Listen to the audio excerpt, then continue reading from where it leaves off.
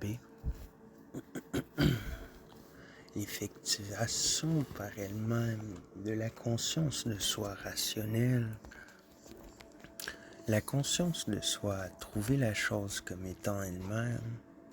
et s'est trouvée elle-même comme chose, c'est-à-dire qu'il est pour elle qu'elle est en soi l'effectivité objectable. Elle n'est plus la certitude immédiate d'être toute réalité, mais une certitude pour laquelle l'immédiat a tout simplement la forme d'un immédiat aboli, en sorte que son objectivité ne vaut plus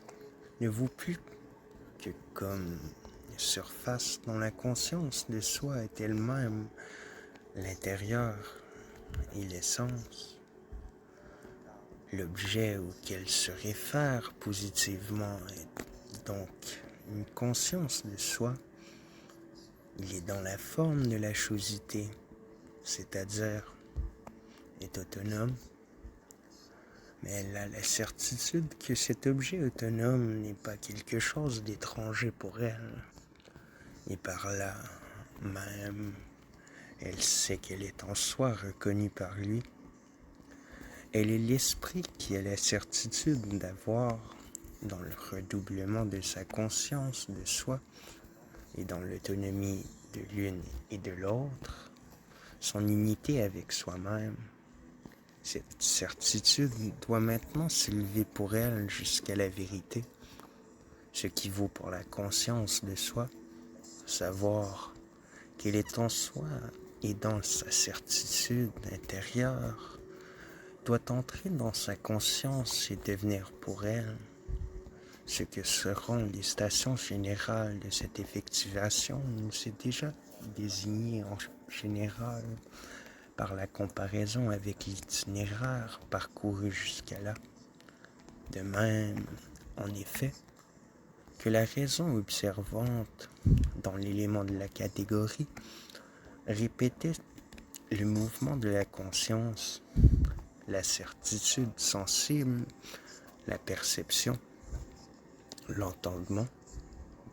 Elle parcourra de nouveau également le double mouvement de la conscience de soi et passera de l'état de l'autonomie dans celui de sa liberté. Dans un premier temps, cette raison active n'est consciente d'elle-même que comme d'un individu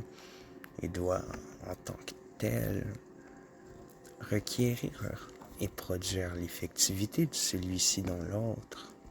Mais ensuite, dès lors que sa conscience s'élève à l'universalité, l'individu devient raison universelle et est conscient de soi en tant que raison, comme quelque chose qui est déjà en soi et pour soi reconnu, qui réunit dans sa conscience pure conscience de soi. Il est l'essence spirituelle simple qui, en parvenant simultanément à la conscience, est la substance réelle en laquelle les formes antérieures font retour comme leur fondement, de telle manière que face à ce fondement, ils ne sont que des moments singuliers de son devenir, qui certes se décrochent et apparaissent phénoménalement comme autant de figures propres, mais qui en fait n'ont que porté par lui une existence et une effectivité, mais non leur vérité que dans la mesure où ils sont et demeurent en ce fondement. Si nous prenons dans sa réalité ce but qui est le concept, qui pour nous est déjà né, savoir, la conscience de soi reconnue qu'il y a dans l'autre, conscience de soi libre, la certitude de soi-même, et en cela précisément sa vérité, ou si nous relevons cet esprit encore intérieur comme la substance qui a déjà grandi et prospéré jusqu'à exister, nous voyons alors s'ouvrir dans ce concept le royaume du souci des mœurs et de la coutume. Ce souci éthique n'est en effet pas autre chose que l'unité spirituelle absolue de l'essence des individus au sein même de leur effectivité autonome d'individus, qu'une conscience de soi universelle en soi, qui se trouve elle-même à tel point effective dans une autre conscience que cette autre conscience a une parfaite autonomie, ou encore est une chose pour elle, et que précisément en cela elle est conscience de son unité avec elle, et n'est, et seulement alors, conscience de soi que dans cette unité avec cette essence objectale, prise dans l'abstraction de l'universalité, cette substance éthique n'est que la loi pensée, mais elle est tout aussi bien immédiatement conscience de soi effective, ou encore elle est ethos. Inversement, la conscience singulière n'est cet un qui est que dès lors qu'elle est consciente, comme de son être, de la conscience universelle dans sa singularité, dès lors que toute son activité et son existence sont l'éthos général. C'est dans la vie d'un peuple, en fait, que le concept de l'effectivation de la raison consciente de soi, qui est de contempler dans l'autonomie de l'autre l'unité complète avec lui, ou encore d'avoir pour objet, comme mon propre être pour moi, cette libre chosité d'un autre que j'ai trouvé tel quel et qui est le négatif de ma propre personne, que ce concept, donc, a sa réalité accomplie. La raison est présente comme la fluide substance universelle, comme l'immuable chosité simple,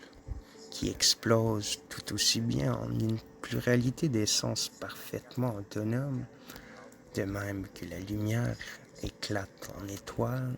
comme autant de points innombrables, luisants pour soi, qui dans leur être pour soi absolu non seulement sont dissoutes en soi dans la substance autonome simple, mais le sont aussi pour soi-même. Elles sont conscientes d'être ces essences autonomes singulières par le fait qu'elles sacrifient leur singularité et que cette substance universelle est leur âme, essence. De même que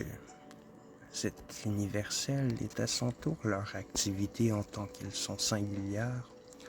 ou l'œuvre produite par elles, l'effet et geste purement singulier de l'individu se rapporte aux besoins qu'il a en tant qu'être naturel, c'est-à-dire en tant que singularité qui est le fait que même ses fonctions les plus communes qui sont les siennes ne s'anéantissent pas, mais est une effectivité, est l'œuvre du médium conservatoire universel, du pouvoir du peuple tout entier. Mais il n'a pas dans la substance universelle que cette forme de pérexistence de son activité en général. Il y a tout autant son contenu. Ce qu'il fait est l'habileté pratique universelle et l'éthos, la coutume de tous. Ce contenu, dans la mesure où il se singularise parfaitement, est dans son effectivité, entrecroisé dans l'activité de tous, le travail de l'individu pour ses besoins, tout autant une satisfaction des besoins des autres que des siens propres. Il ne parvient à la satisfaction de ses propres besoins que par le travail des autres, de la même façon que l'individu singulier accomplit inconsciemment dans son travail singulier un travail universel. Il accomplit également en retour le travail universel comme son propre objet conscient. Le tout devient, en tant que tout, son œuvre, celle pour laquelle il se sacrifie, et ce faisant, précisément, se récupère lui-même à partir d'elle. Il n'est rien ici qui ne soit réciproque, rien où l'autonomie de l'individu ne se donne pas dans la dissolution de son être pour soi, dans la négation d'elle-même, sa propre signification positive qui est d'être pour soi. Cette unité de l'être pour autre chose, ou du se faire soi-même chose, et de l'être pour soi. Cette substance universelle parle son langage universel dans les mœurs et les lois du peuple de cet individu. Mais cette essence immuable n'est rien d'autre que l'expression de l'individualité singulière elle-même qui semble opposée à cette substance. Les lois énoncent ce que chaque individu singulier est et fait. L'individu ne les reconnaît pas seulement comme sa chosité objectale universelle, mais se reconnaît lui-même tout autant en celle-ci, ou se reconnaît de manière singularisée dans sa propre individualité et en chacun de ses concitoyens. C'est pourquoi chacun n'a dans l'esprit universel que la certitude de soi-même, la certitude de ne rien trouver d'autre que soi-même dans l'effectivité qui est. Il est aussi certain des autres que de soi-même. Je vois en tous qu'ils ne sont pour eux-mêmes que ces essences autonomes, comme je le suis moi-même. Je contemple en eux la libre unité avec les autres de telle manière qu'elle est, et par moi, et par les autres eux-mêmes. Je les vois comme moi, et me vois moi comme eux. C'est pourquoi dans un peuple libre, la raison est en vérité effectivement réalisée. Elle est cet esprit vivant présent dans lequel l'individu non seulement trouve sa détermination, c'est-à-dire son essence universelle et singulière, exprimée et présente comme chosité, mais elle lui-même, cette essence, est également atteint sa détermination, destination. C'est pourquoi les hommes les plus sages de l'Antiquité ont énoncé cette sentence, que la sagesse et la vertu consistent à vivre conformément aux us et aux coutumes de son peuple. Mais la conscience de soi, qui d'abord n'est d'esprit qu'immédiatement et selon le concept, est sortie du bonheur d'avoir atteint sa détermination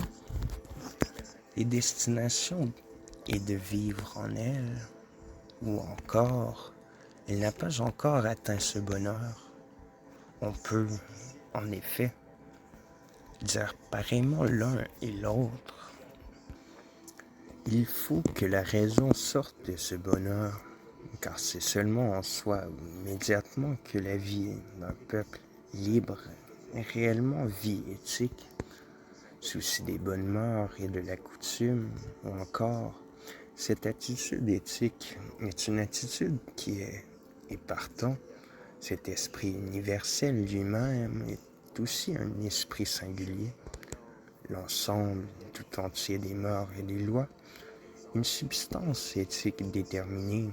qui ne se dépouille qu'une fois dans le moment supérieur, savoir dans la conscience qu'en son essence de sa limitation,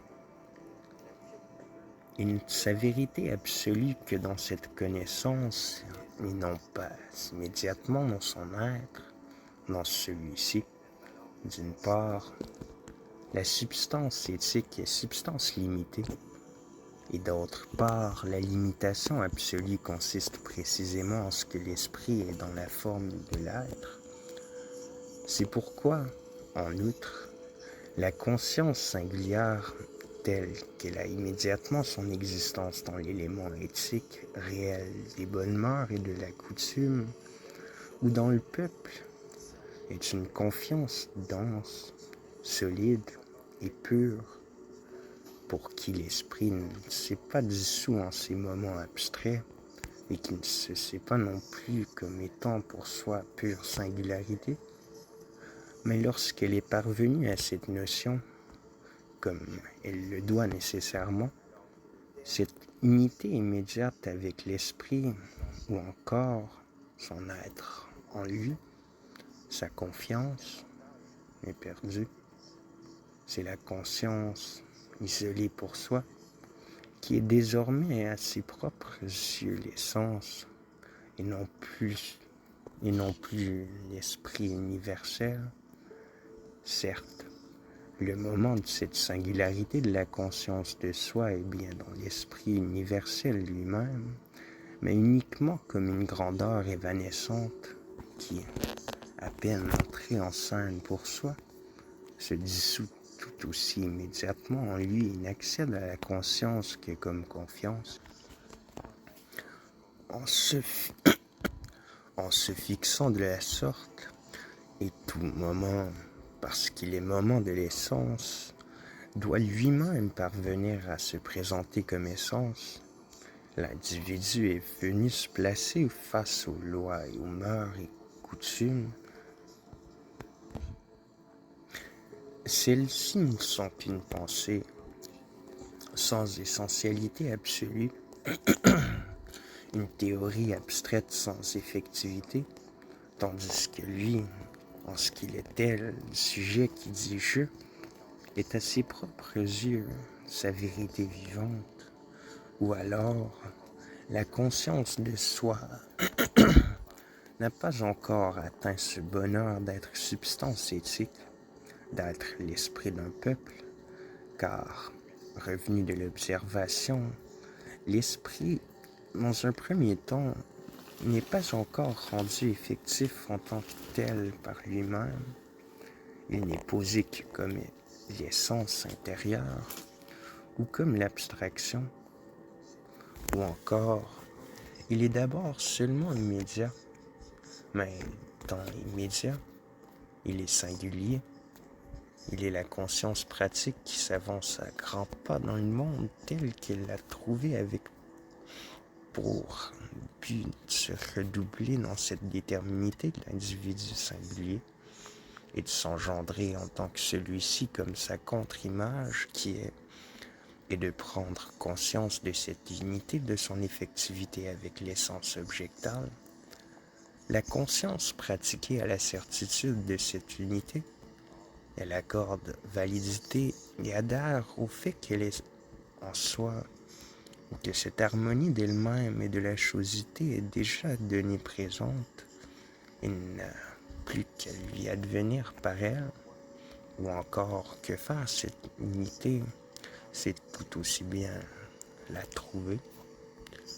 Dès lors que cette unité s'appelle bonheur, cet individu est donc envoyé par son esprit dans le vaste monde pour y trouver son bonheur. Si donc la vérité de cette conscience de soi rationnelle est pour nous la substance éthique,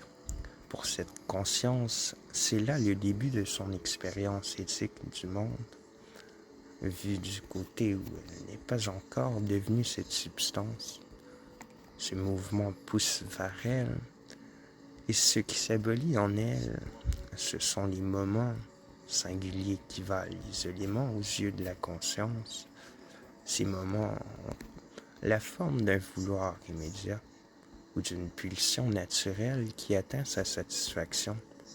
laquelle est elle-même le contenu d'une nouvelle pulsion. Mais, vu du côté où la conscience de soi a perdu le bonheur d'être dans la substance, ces pulsions naturelles sont liées à une conscience de leur fin, en ce que cette fin est leur vraie destination et détermination ainsi que leur vraie essentialité. La substance éthique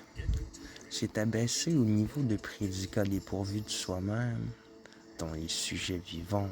sont les individus qui doivent accomplir leur universalité par eux-mêmes et ont à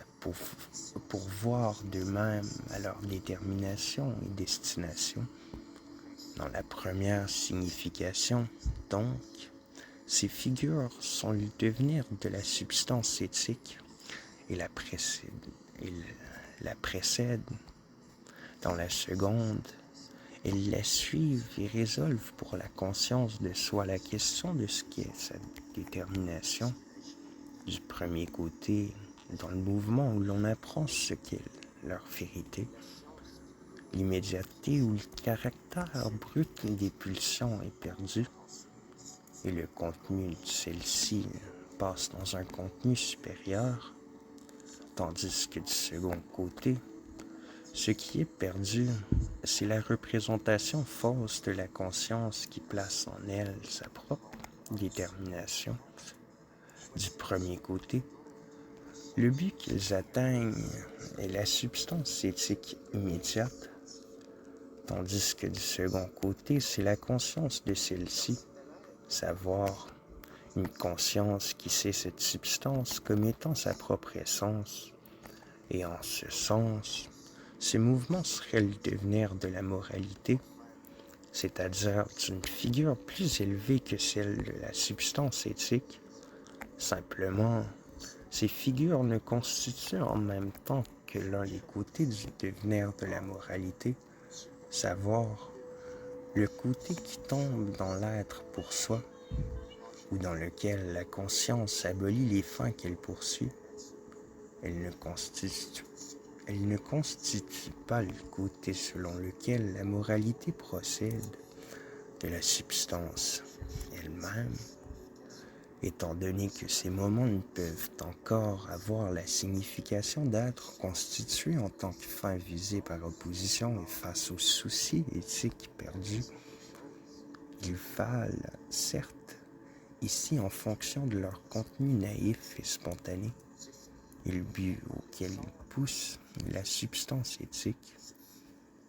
Mais dès lors qu'est plus proche pour les temps où nous vivons la forme sous laquelle ils apparaissent après que la conscience a perdu sa vie éthique et, dans sa quête de celle-ci, va répétant ses formes, on peut sans doute davantage les représenter dans l'expression de cette seconde modalité, la conscience de soi, qui n'est d'abord et encore que le concept de l'esprit, s'engage sur cette voie dans la déterminité où, à ses yeux, en tant qu'esprit singulier, elle est l'essence, et la fin qu'elle vise est donc de se donner l'effectivation, de se la donner à soi-même en tant que conscience singulière, et de jouir de soi en tant que tel au sein de cette effectivité, dans la détermination où elle se destine en tant que chose qui est pour soi à être l'essence. Elle est la négativité de l'autre. C'est pourquoi elle vient elle-même dans sa conscience faire face en qualité de positif à quelque chose qui certes est, mais qui a pour elle la signification d'une chose qui n'est pas en soi. La conscience apparaît scindée en cette effectivité trouvée telle qu'elle, d'un côté, et de l'autre, cette fin qu'elle accomplit en abolissant cette même effectivité, et donc, au contraire, elle fait, à la place de celle-ci, l'effectivité. Mais sa première fin est de contempler son être pour soi abstrait immédiat, ou encore de se contempler elle-même en tant qu'elle est telle chose singulière, dans un autre, ou de regarder une autre conscience de soi comme étant soi-même. L'expérience de ce qu'est la vérité de cette fin place la conscience de soi plus haut, et désormais elle est à ses yeux une fin, dans la mesure où elle est en même temps une conscience de soi universelle et a immédiatement chez elle la loi. Toutefois, dans l'accomplissement de cette loi de son cœur, elle découvre que l'essence singulière, en l'espèce, ne peut pas se conserver, mais que le bien, au contraire, ne peut être effectué qu'en la sacrifiant, et elle devient vertu.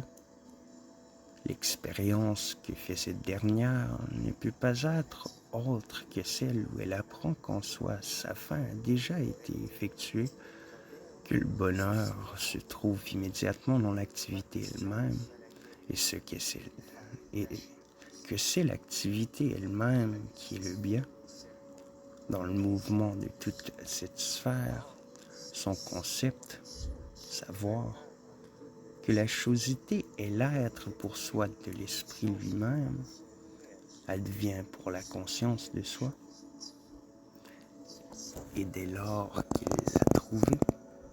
la conscience de soi est donc ses propres yeux réalités, en tant qu'individualité qui s'énonce et exprime immédiatement, qui ne rencontre plus de résistance en une effectivité opposée, et pour qui seule cette expression elle-même est un objet et une fin.